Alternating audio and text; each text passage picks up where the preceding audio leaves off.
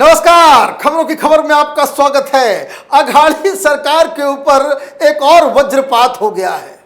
अब जितनी भी कोशिश कर लें, शरद पवार, अजित दादा या फिर महाराष्ट्र के मुख्यमंत्री उद्धव ठाकरे, लेकिन अनिल देशमुख, उनके पूर्व गृह मंत्री, उनको वो बचाने में कामयाब नहीं हो सकते। एक तो उनके ऊपर ये वसूली का मसला चल ही रहा था, सीबीआई जांच कर ही रही थी। सीबीआई के पास बहुत सारे दस्तावेज, बहुत सारे सबूत पहले ही जमा हो चुके हैं। लेकिन आज जो हुआ उससे एक बात तो साफ है कि अनिल देशमुख अब एक ऐसी दलदल के अंदर वो फंस गए हैं जहां से उनका निकलना मुश्किल ही नहीं, नामुमकिन सा हो गया है। क्योंकि ईडी ने अब धावा बोला है।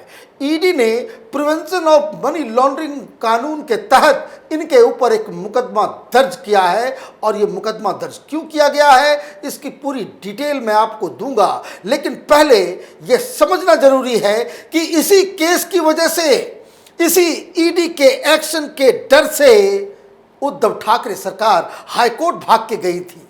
ये कह रही थी, ये गुजारिश कर रही थी हाईकोर्ट से कि जो सीबीआई जांच कर रही है वो इल्लीगल है। आपने मतलब हाईकोर्ट ने जो आदेश दिए थे कि सीबीआई को वसूली को लेकर के वो जांच करे, लेकिन सीबीआई तो बहुत सारे अलग अलग काम में जुट गई है। वो उन चीजों को खंगाल रही है जो आपने आदेश नहीं दिए थे। इस केस के ऊपर सुनवाई होगी। बताया गया है कि कुछ दिनों के बाद वेकेशन बेंच के अंदर इसकी कार्रवाई शुरू होगी, सुनवाई शुरू होगी। लेकिन उसकी सुनवाई क्या होगी, क्या फैसला होगा, वो तो अपनी जगह पे है। लेकिन ईडी ने जब तक कोर्ट का आदेश आता, फुर्ती दिखाते हुए अनिल देशमुख के गर्दन के ऊपर अपनी, जिसको कह सकते हैं कि फंदा फंसा दिया। दरअसल ये केस बना ही है सीबीआई के उस इन्वेस्टिगेशन से।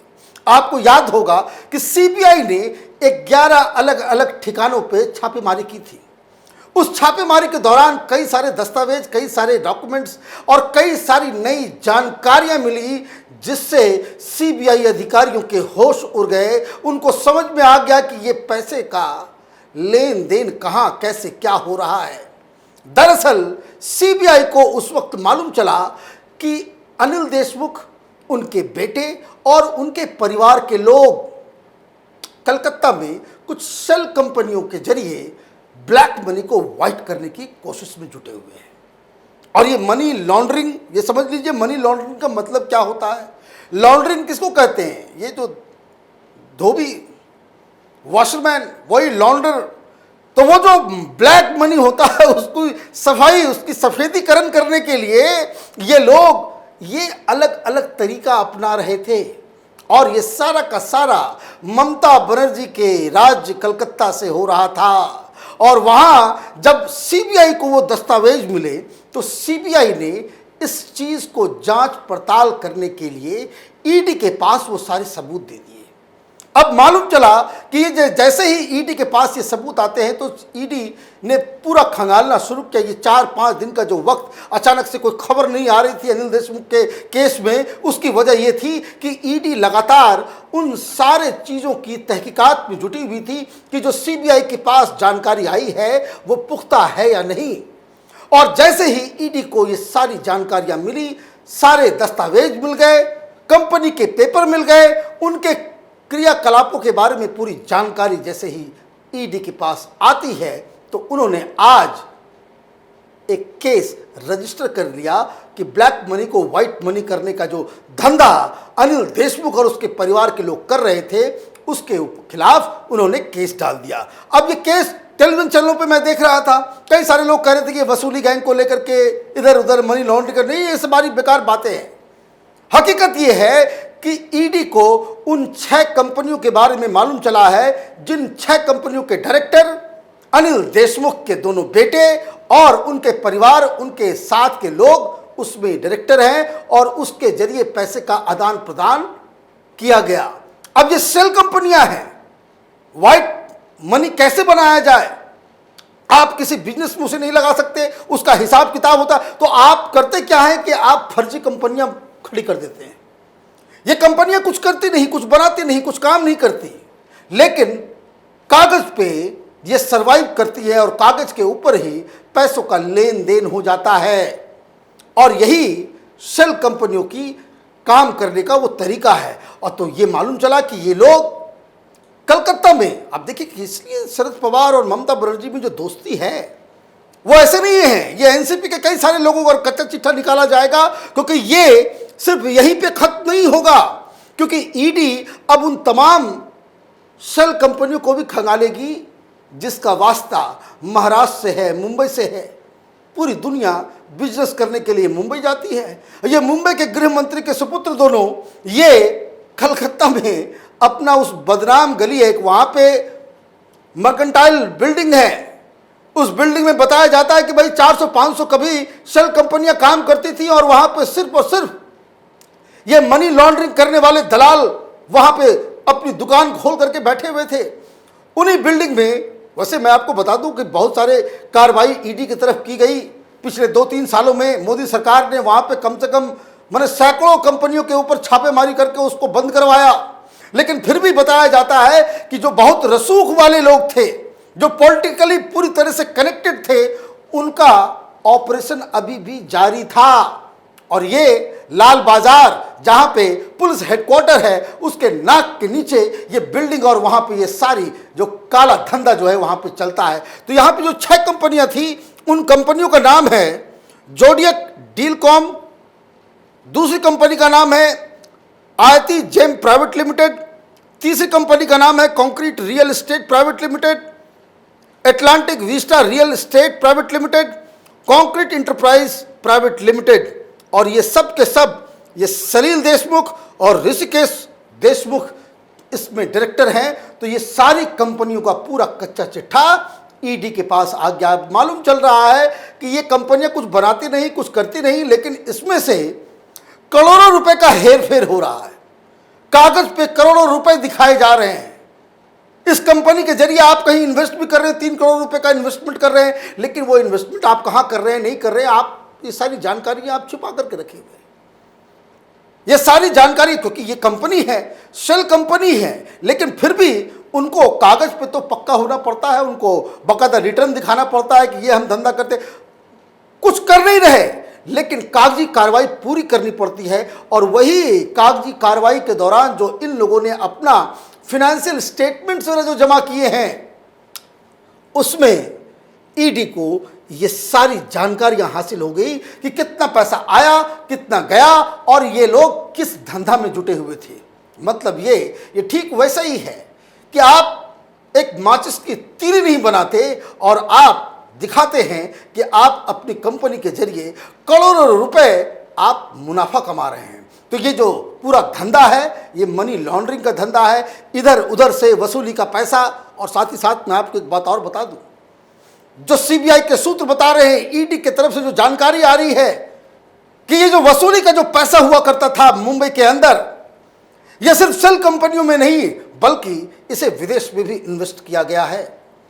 बाहर दुबई में, लंदन में और अलग अलग देशों में इन पैसों की हेराफेरी की गई है, उसको वहां पहुंचाया गया है। मतलब एक बड़ा नेक्सस।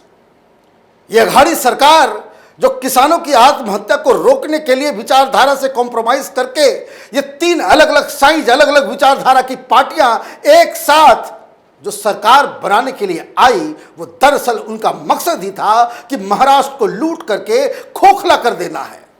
वहां पे कोई भी धंधा करने वाले, किसी को बिजनेस करने वाले, कोई भी कॉन्ट्रैक्टर हो, कोई भी बिल्डर हो, कोई भी रेस्टोरेंट मालिक हो, इन सब के सबसे पैसे चूसना है, अपनी जेबें भरना है, ताकि इनकी जीवन जो है, इनका जो पूरा 7 पुश्त जो है, वो बिल्कुल उनको पैसे की कोई जरूरत ना पड़े। और ये अब खुलासा अब ईडी के इस केस से होगा।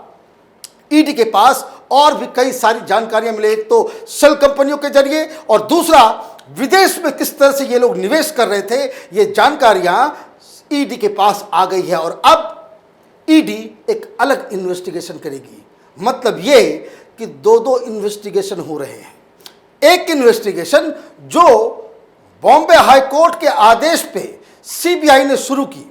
सीबीआई से कहा गया कि भाई आप एक प्रिलिमिनरी जांच कीजिए और उसमें आपको लगता है कि ये वसूली का जो आरोप इस सरकार के ऊपर लग रहा है, इस गृह मंत्री के ऊपर लग रहा है, तो आप इसमें FIR दर्ज करें, अपनी कार्रवाई करें।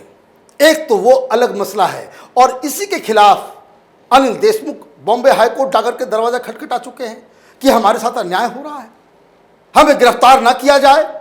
दूसरी तरफ महाराष्ट्र की सरकार ये अर्जी लेकर के हाईकोर्ट पहुंच जाती है कि ये जो वसूली का, तो आपने कहा था कि भाई वसूली के बारे में ही सिर्फ जो है आप जांच करो, ये एजेंसियां क्या कर रही हैं, ये हमारे शेल कंपनियों को भी वो कर रही है, वो तो आपने आदेश नहीं दिया था।